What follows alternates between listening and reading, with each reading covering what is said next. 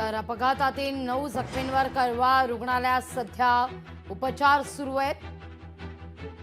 यापैकी 3 जणांची ओळख पटलेली नाहीये, तर एका व्यक्तीचा दुर्दैवी अंत झाला असल्याची माहिती समोर येते।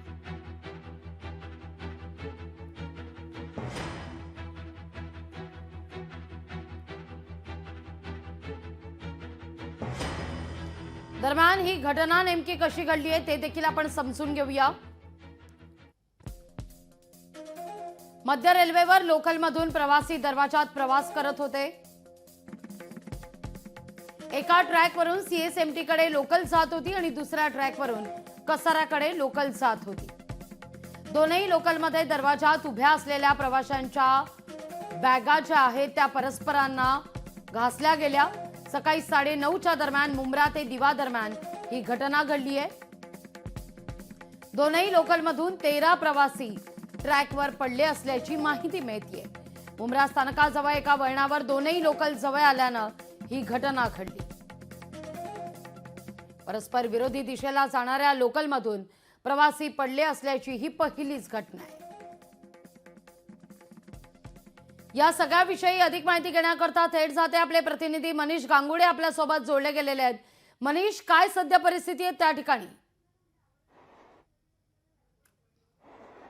लागवी आपण बघू शकतोय की मुंब्रा जे रेल्वे स्टेशन आहे प्रामुख्याने सेंट्रल रेल्वेचं हे देखील महत्त्वाचं स्टेशन मानलं जातं।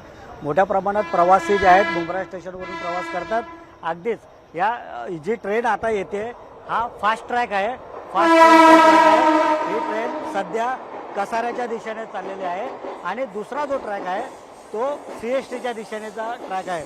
सकाळी 9:30च्या दरम्यान या दोन्ही ट्रॅकवरती एक कसाऱ्याच्या दिशेने आणि एक सीएसटीच्या दिशेने जाणाऱ्या ज्या 2 लोकल होत्या त्या ज्यावेळेस इथून पास होत होत्या त्यावेळेस या दोन्ही ट्रेनच्या लोकलच्या दरवाजाच्या मध्ये जे प्रवासी उभे होते त्यांच्या हातातल्या ज्या पाठीवरती ज्या बॅगा होत्या त्या बॅगा एकमेकांना घासल्या आणि प्रवासी मात्र या ठिकाणी पडले। हा जो आपल्याला टर्न जो दिसतोय हा टर्न अगदी जवळ आहे। 2 ट्रेन पास होण्यामध्ये जो गॅप आहे तो गॅप जर आपण बघितला तर तो पाहिजे तेवढा मोठा नाही, तो अगदी छोटाच वाटतो।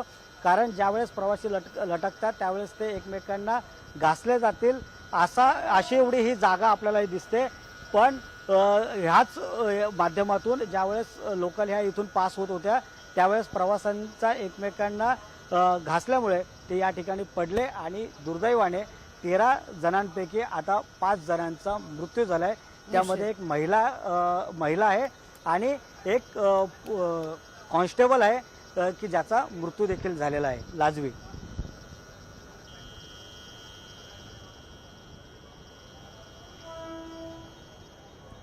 निश्चित मनीष, तुर्तास धन्यवाद तुम्ही दिलेल्या एकूणच या सविस्तर माहिती करता।